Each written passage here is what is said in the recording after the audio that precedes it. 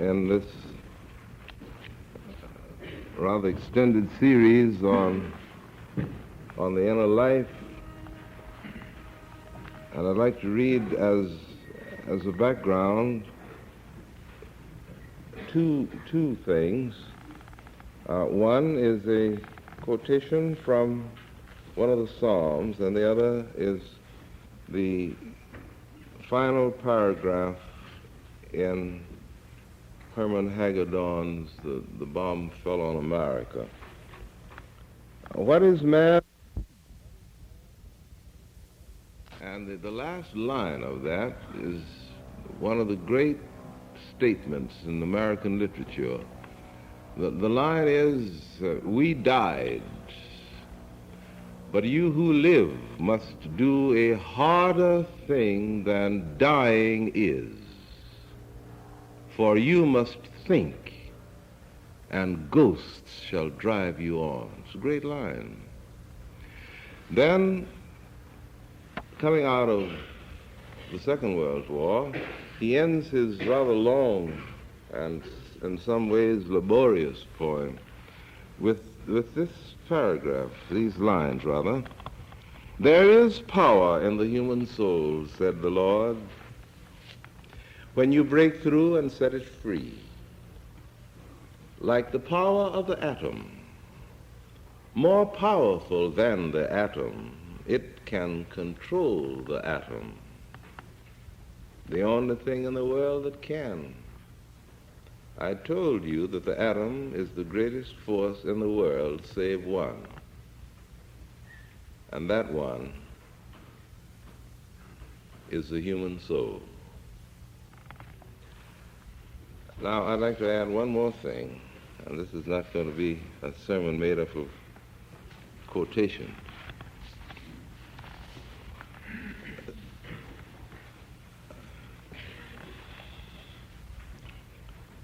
A few lines from The Grapes of Wrath. The dust did ruin the corn, on a little green showing through the film of dust. The men were silent and they did not move often. And the women came out of the houses to stand beside their men to feel whether this time the men would break. The women studied the men's faces secretly, for the corn could go as long as something else remained. The children stood nearby, drawing figures in the dust with bare toes. And the children sent exploring senses out to see whether men and women would break. The children peeked at the faces of the men and women and then drew careful lines in the dust with their toes. Horses came to the watering troughs and nuzzled the water to clear the surface dust. After a while, the faces of the watching men lost their bemused perplexity and became hard and angry and resistant. And then the women knew that they were safe, that there was no more break now. Then they asked, what will we do? And the men replied, I don't know, but it was all right. The women knew it was all right, and the watching children knew it was all right. Women and children knew deep in themselves that no misfortune was too great to bear if their men were whole. The women went into the house to their work, and the children began to play. At first, very cautiously.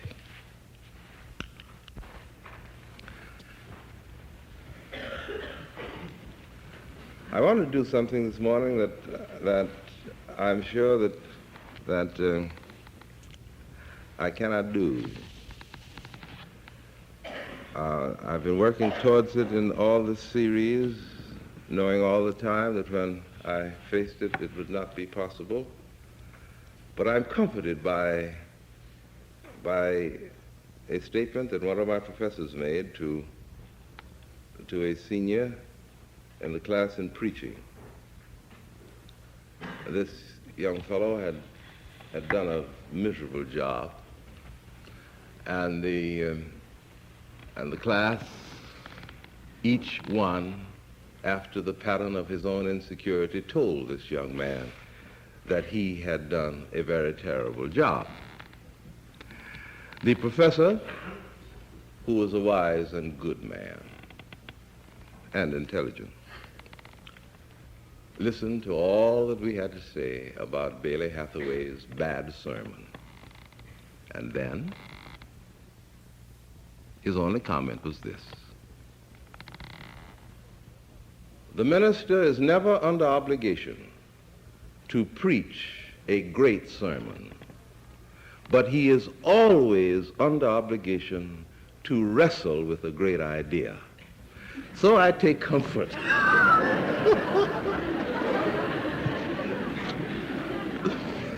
I take comfort in the fact that that is what we shall be doing. There is something about the human being that I want to see if I can share with you what my thinking is. What is man that thou art mindful of him, or the Son of Man that thou visitest him? And in the old Greek text it says, that is not the basis of the King James Version which I read, it says that, for thou hast made him a little lower than God, not a little lower than an expression of God, not a little lower than angelos, a messenger of God, but a little lower than God himself, and crowned him with glory and honor. What is it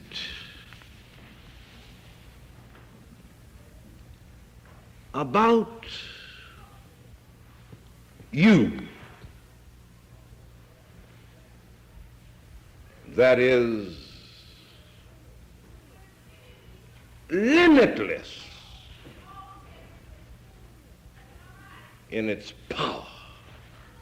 What is it? You've seen human beings all your life. You've been involved in all sorts of experiences, and you've seen in the little communities from which you've come, or your own families. You've seen individuals with almost every conceivable difficulty.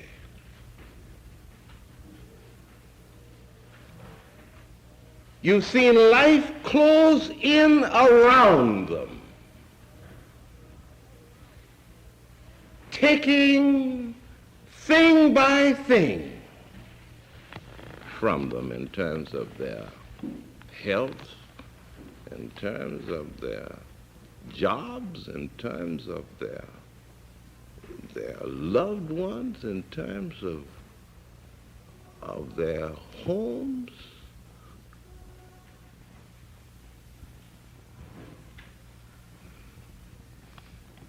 And they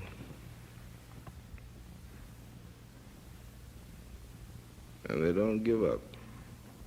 It's very interesting. I don't understand it, but I'd like to penetrate it a little.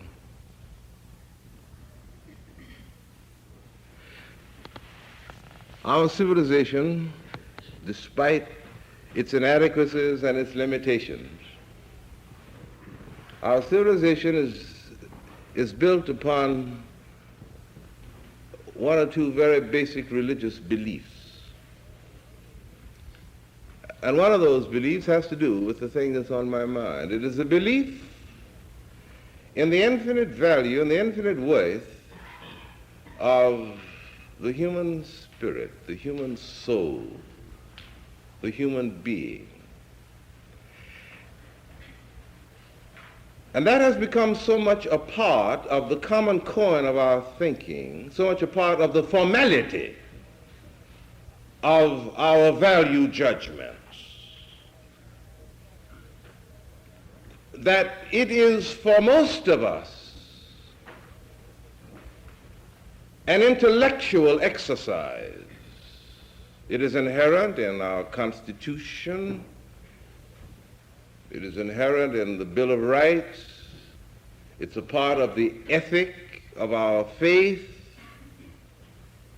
It is in a gross sense the thing which is a part of the common coin of our living from day to day. But I'd like to ask you, in what sense is that true of you? Now, it's comparatively simple, you see, to be magnanimous and outgoing and to have some vague feeling about humanity and to say that certainly the laws should give equality to everybody, that so and so and so and so, everybody is valuable. But it's an entirely different question. Do you think that you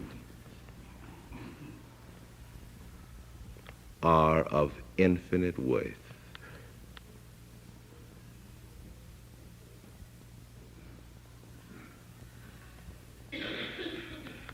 Do you?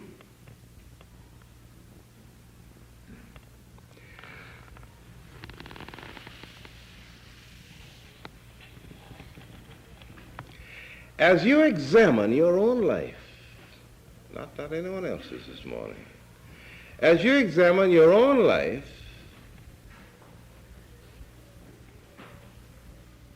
is there any cumulative experiences that are yours, your own private, unique possession, which experiences become your evidence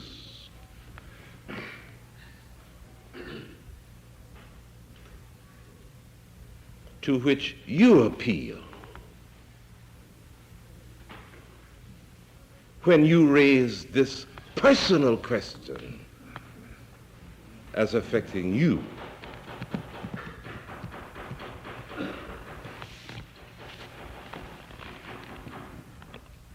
As you look back now on the last 10 years of your life, need not go back any further than that. As you look back over the past 10 years of your life, what have you learned about your own intrinsic worth and value? Now, it may be measured, you see, in terms that are not altogether positive. For instance, as you look back over the past 10 years, you may discover that you have done more than your share of things of which you are ashamed.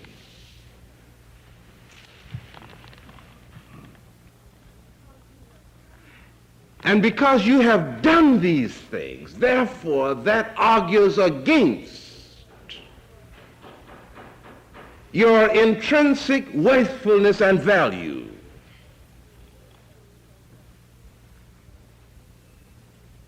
Now that may be the way you're thinking. And if you think that way, then you see your life becomes burdened with the kind of guilt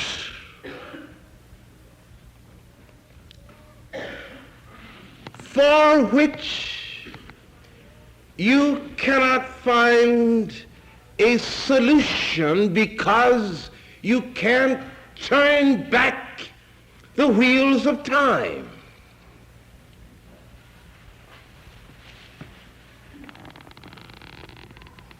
But isn't it something? Isn't it something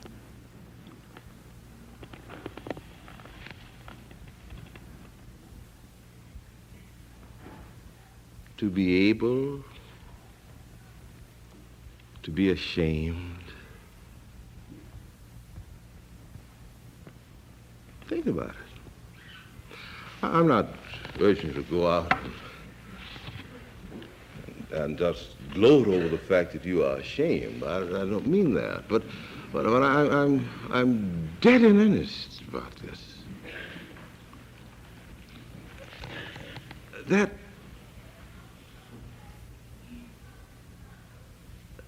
only a highly sensitized, precious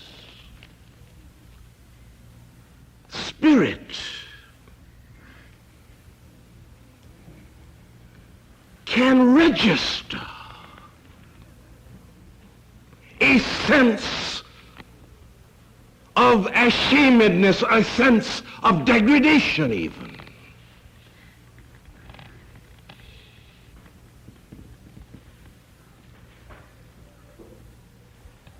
So that as you evaluate your sense of infinite worth,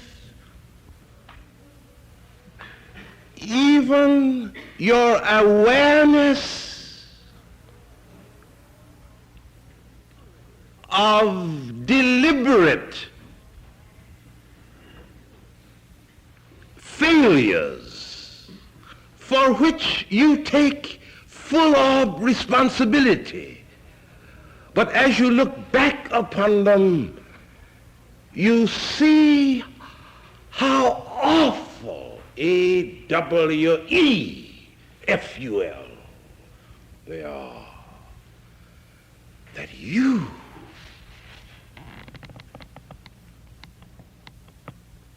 could know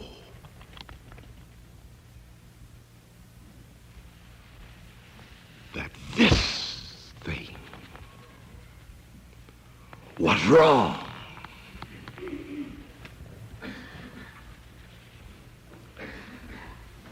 Now, let's push it just a little further. As you look back over the last 10 or 20 years, how has been your endurance? Now, of course, I know that some of you are sure that life has done you more of a certain kind of thing than it dared do anybody else.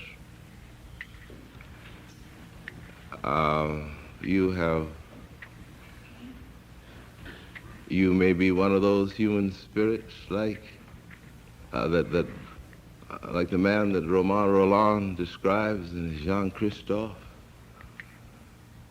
There are some human spirits like mountain peaks in a range of mountains.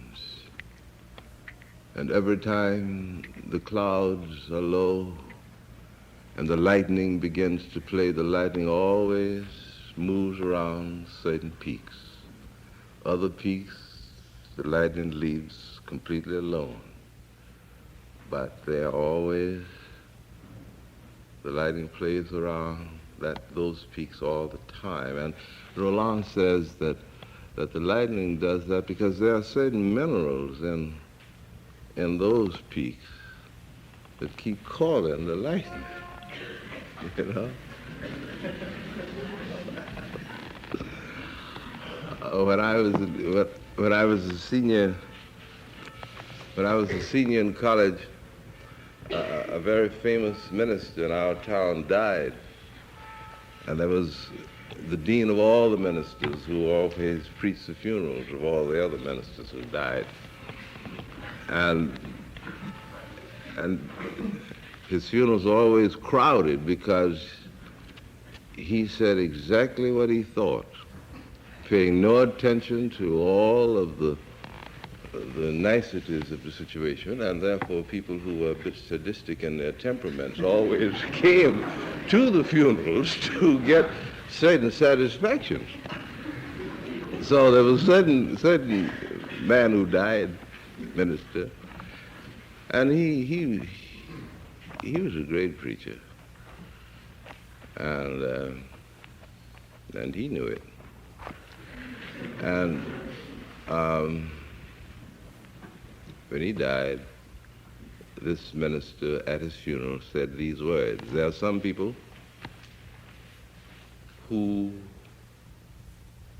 when they go down to the landing where the ferry boat comes in across the River Jordan, and they see that the ferry boat is not there, then they go on back up the hill and pick up the work that they were doing. There are some other people who come down to the landing and they see that the ferry boat has pushed off and is way out in the channel, and they stand at the landing and make so much noise and confusion that the captain of the ferry boat has to turn around in the channel and come back and pick them up and take them along." Now, those are the people who work themselves to death.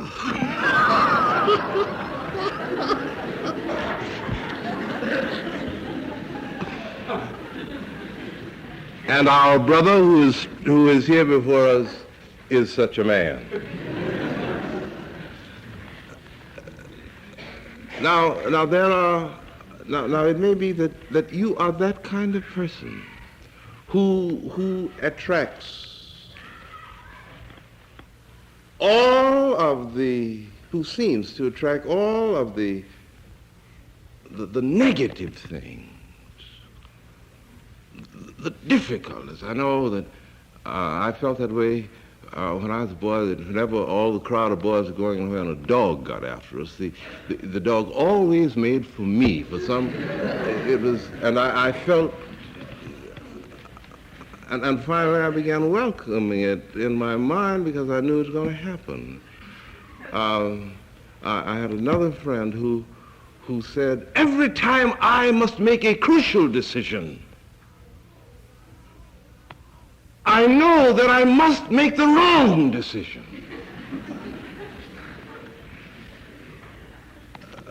Now what I'm trying to say is that whatever is the pattern and the picture that is revealed in the way your life has manifested itself,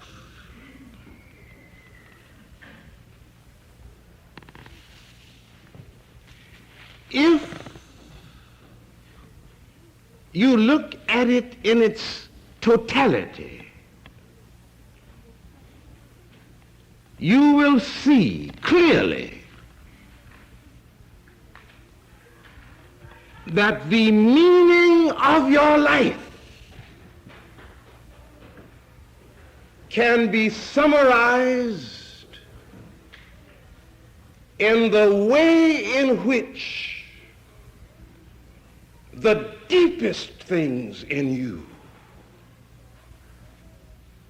through whatever stuff of experience they have had to force their way, the deepest things in you are always reaching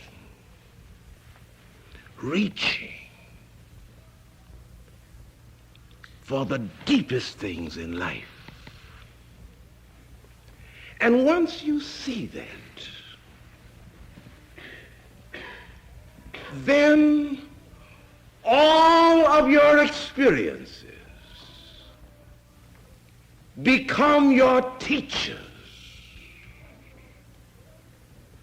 working over the stuff of your personality and spirit until at last there is wooed up from the bottom of you, within reach of that which is infinite and whole and beautiful,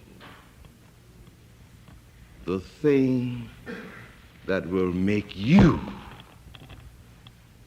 whole and fulfilled. Now, that is the mystery of the human soul. It is what the psalmist means when he says, "Thou hast made man a little lower than God, and woe is the man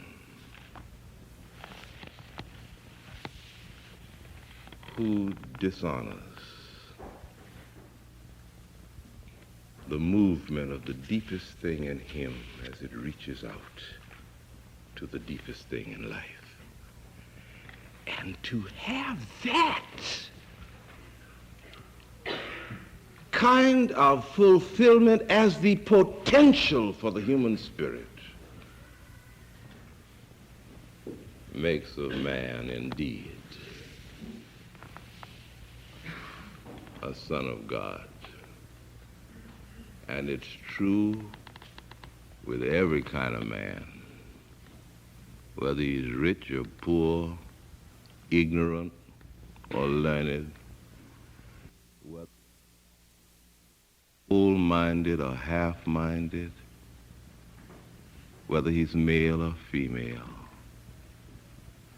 It is true with every man, and therefore the venture of living is to cultivate the kind of inner resources that will make all of your life alert to the movement of the deepest things in you. And you will never be afraid, nor will the lights ever go out in your sky.